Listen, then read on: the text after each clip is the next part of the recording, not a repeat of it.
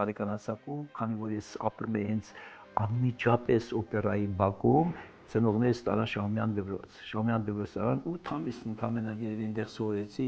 հետո եկան Արարատի դպրոցից ընտրություններ արեցին եւ բախտս բերեց ինչ որ ընտրեցին, որ ես պետք է գնամ Արարատի դպրոցը։ Ես բոլորին չէի սպասում այդպես, անգամ մեր այդ լավ փողոցի տաները, Կամոյի փողոցի տաները շատ այն хорошի տղեկ են, ժամանակին 10 տարեկանին կարքին ասում այ Վանուշ ջան, դու ոնց ես այդ հալու Արարատի դպրոց ինչ գործնես բալետ այդման, ասի չէ ես գնալու եմ եւ գնացի չեք պատկերացնում, այդտեղից սկսվեց Վանուշի ամբողջ կենսագրությունը, ամբողջ պատմությունը Վանուշի։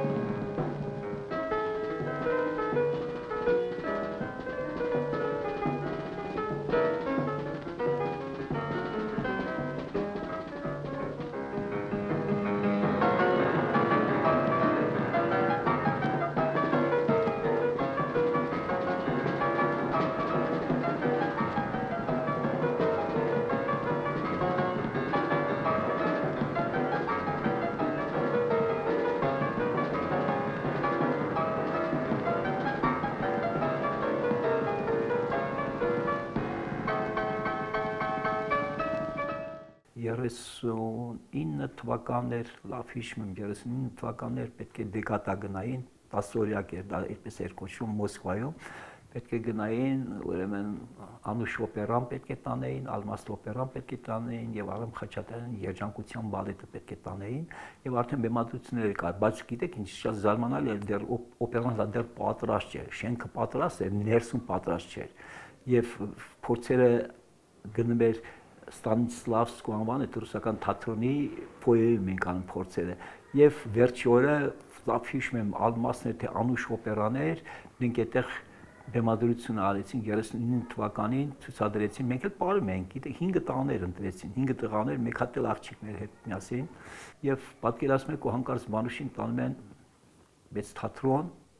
Բաշոյ театր էին ասում այնտեղ պատկերացնում եք մենք էլ 3 ներկայացման մասնակից եւ Ալմաստում եւ Անուշում եւ երջանկության բալետում ես ապարում էի եւ պատկերացնում եք այդ օթյակն էլ Բաշոյ теаտրին համարյա բեմին sense նստած էլ ոնց էր եւ ինչն է շատ հետաքրքիր ու հանկարծ աշխզուր չընկավ այդ Ստալինին ուսեն տեսա sense ուղղակի իրան sense ասեմ որ նայեցի ասի քանի որ իմ հայրիկես 37 թվականին Սիբիր տարան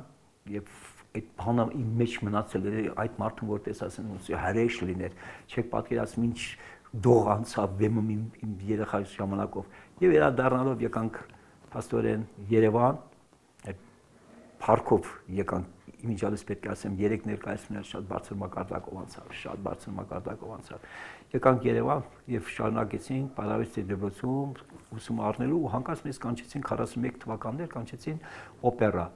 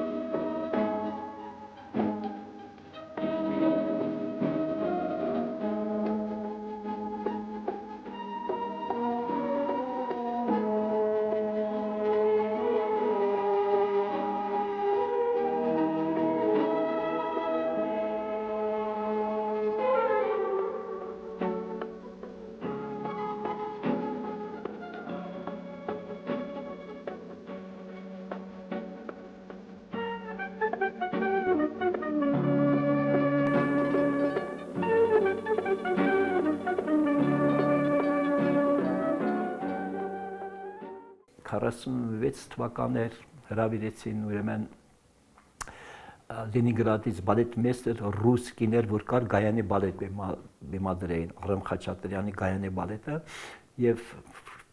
բախտս բերեց այն ժամանակ էլ գիտեք համ փոքր էի, համ էլ գիտեք ինչ կա, ինչ որ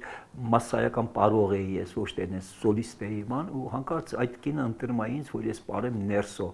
գլխավոր դերերից մեկը։ Պատկերացնեք այդ ինչ ներկայացում էր, այդ ինչ գայաներ սարքել, հիանալի գայաներ պետք է ասեմ, շատ լավ, շատ, բայց բոլորին թեման, լիբրետոն բանը բոլորին դուրս չէր գալի, կոլխոզեր, մոլխոզեր, այդ թվերի բաներ էլի,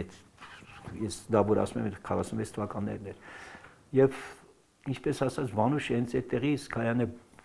բալետից է սուսերով բարը որ բարմե փողոցի դուրս գալի իմ փողոցի տղաները գալիս են հետևից շվացում են սուսերով բարը ողջունում են որ ես արդեն այդպեսի բարող դառա եւ ոնց էր ասած երթը սկսվեց Վանուշի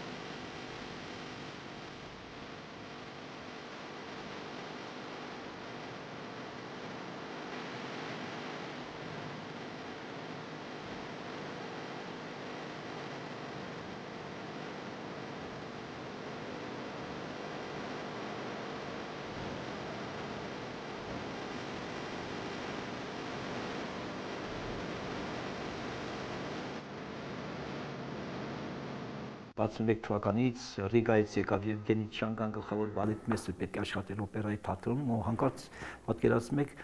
ինքը ասում է դու պետք է իմ Սպարտակը լինես դեռ քանի որ դեռ Արամ Խաչատրյանից թույլատրություն չէին ստացել որ Երևանում Սպարտակը պետք է բեմադրենք իր թույլատրությունն էր անպայման պետք իր հետ խոսում են բանանում նա միշտ այնտեղից ասում է թե եթե Սպարտակ ունեք եթե պատրաստ Սպարտակ ունեք կարող եք բեմադրել եթե չունեք Սպարտակ չբեմադրեք բայց ասեց ամեն դեպքում ես գալու եմ Երևան մի հատ կտեսենք եւ եկավ Արամ Խաչատրյանը այդ թվականներին 61 թվականին եւ ամբողջ տրուպան տնօրենը դիրեկտորը օպերայի տնօրենը հրավիրեց իր ինչպես ասած կաբինետում եւ բոլորս նստած այդտեղ եւ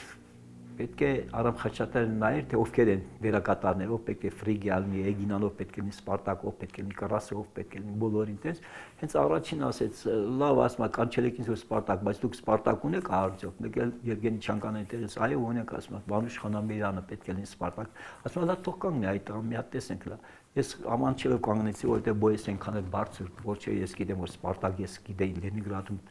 դեմադրել եմ մի հսկա մոտավորապես մի 2 մետրանոց տղա էր պարողը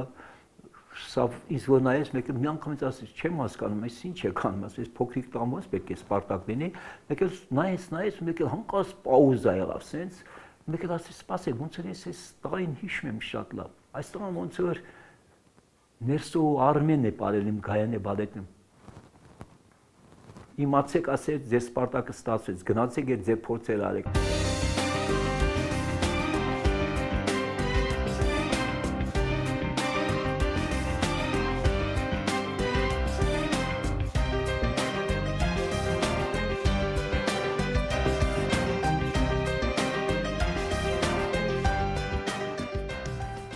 Սպարտակի պրեմիերայի ժամանակ հրավիրեցինք իրեն, որ եկար, որ ինքը գար եւ ներկայացումը վերջանում է Սպարտակի դուք պատկերացնում ես էլ մարմինս ամբողջ մերկ է, չէ, քսում ենք ու օխրային քսում, չէ, մարմինը որ բրոնզի պես սախսենք լինենք, բեմը դուրս գալիս ինքը բնավորություն չուներ, գիտեք, որ կար բեմում շնահավոր էր բանը, ինքը տենց հետարքիր անձնավորություն էր, որովհետև ինքը հսկաները իրոք որ մենք իրան պետք է ողջունենք, ինչպես ասած, շնորհավորենք, ու հանկարծ ինձ մեկ եկավ ինսպեկտորը, բալետմեստերը, եկավ ասել, «Բանուց չտաս», ասում է, Արամ Խաչատրյան բեմ է գալիս վերջում։ Ու բեմ է գալիս, ես էլ կսած մեկ էլ սենց տեսեմ, արավ, սենց եկավ ցերքերը, սենց պահեց ու սենց ինձ ոչ չգրկեց իրա սև կայսմով, մեկ էլ հեռացավ, ամբողջ իրա կոստյումը սենց օխրայի բաններ կրեցա, մեկ էլ, «Էս ինչ արեց տղա, էս ինչ արի այս Սպարտակ», ասում ես ինչ արեց, ասի վայ ոչինչ, ասի այն ժամանակը բան կար չէ, նոր եկողներ կային, որ տալիս էինք, որ կոստյումները մաքրում էին, բանում խիմչիսկային ասում չի, այդպես, ասի ես կտանեմ բանը, եւ իրոք որ տարա, մաքրեցի մի սորը պենջակը տարա, ասում այ Վանուշ ջան, ես ինչ ես արել, ասում ավելի լավ էր, քան առաջ ասում ես։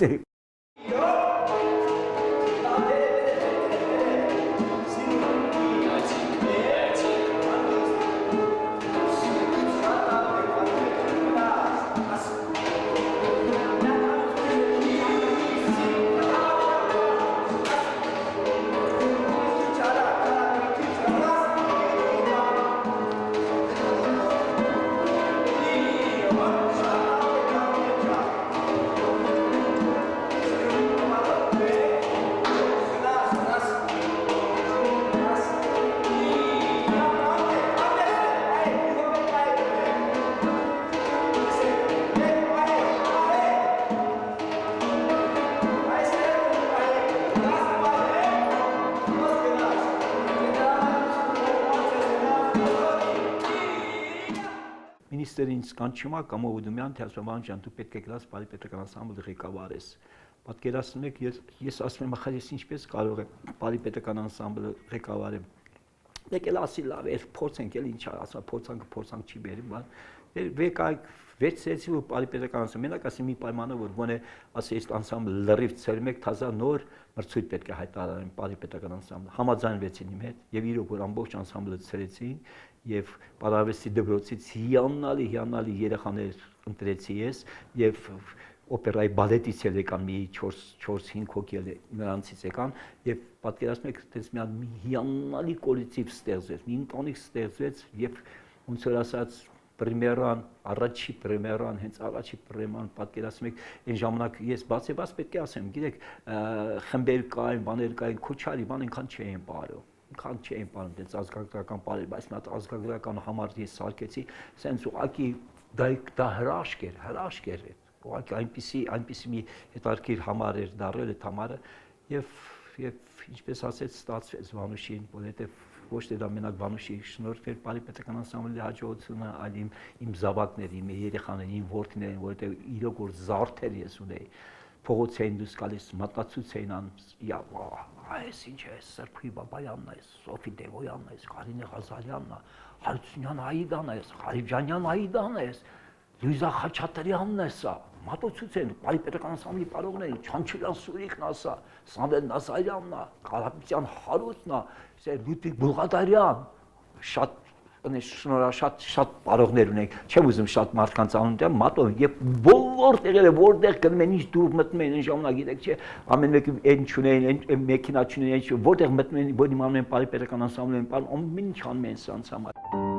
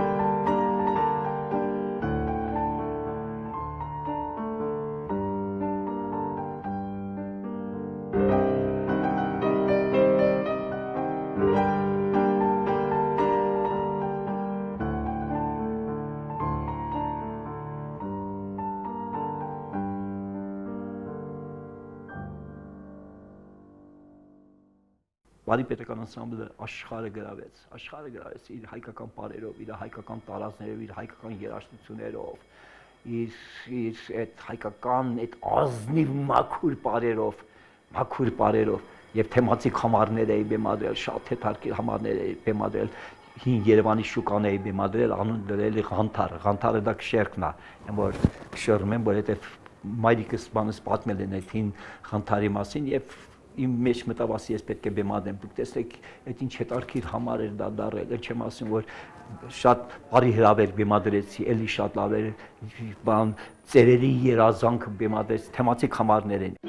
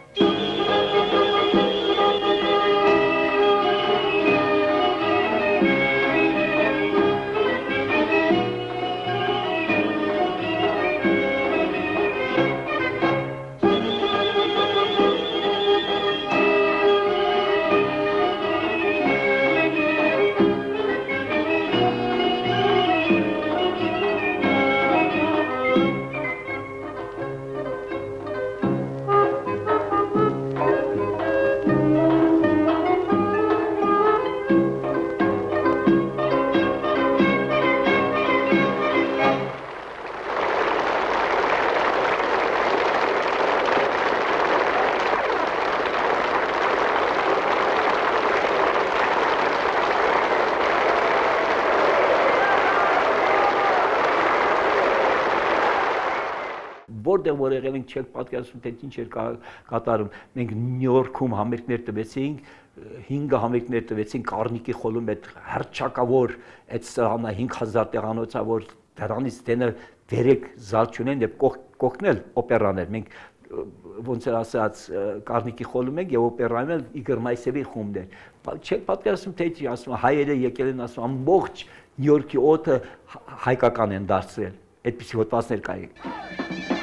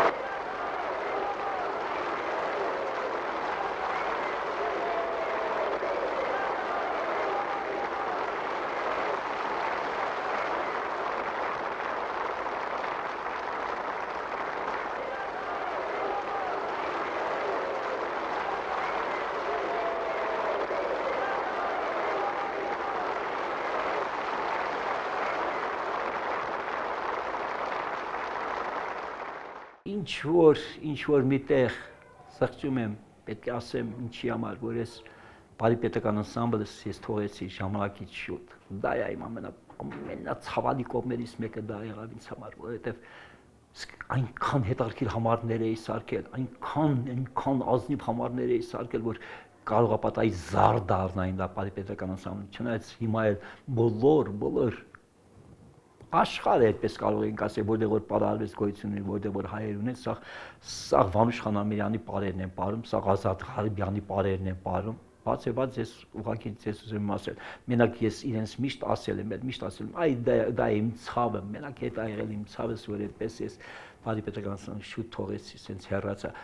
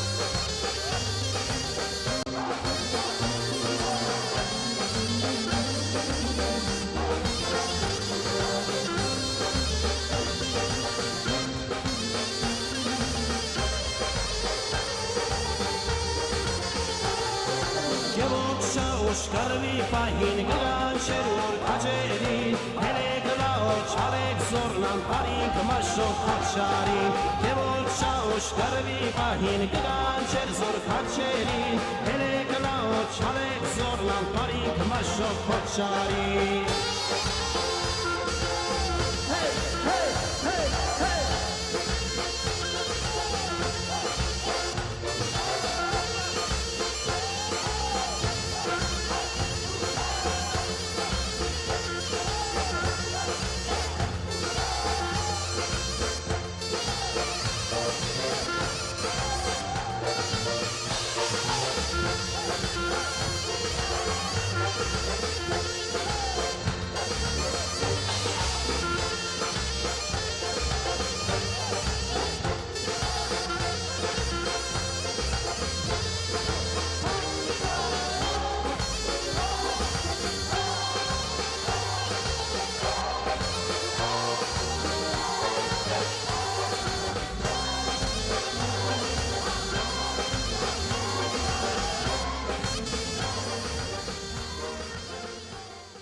Եթե ես նորից ծնվեի, նորից պարող կլեի, փոքր հասակից էլի սկսեի պարել ու պարել, որովհետև պարով Վանուշի մարտառան, ուրիշ գործ չեմ կարող անել։ Եվ նորից եմ կրկնում իմ հայ ժողովուրդ ջաներ, միշտ խնդրում եմ ձեզ էլի լավատես եղեք, իրար հարգեք, իրար սիրեք, փողոց եք դուրս գալ անծանոթ մարդուն բարևեք, կտեսեք ինքն էլ կարող է բարևել։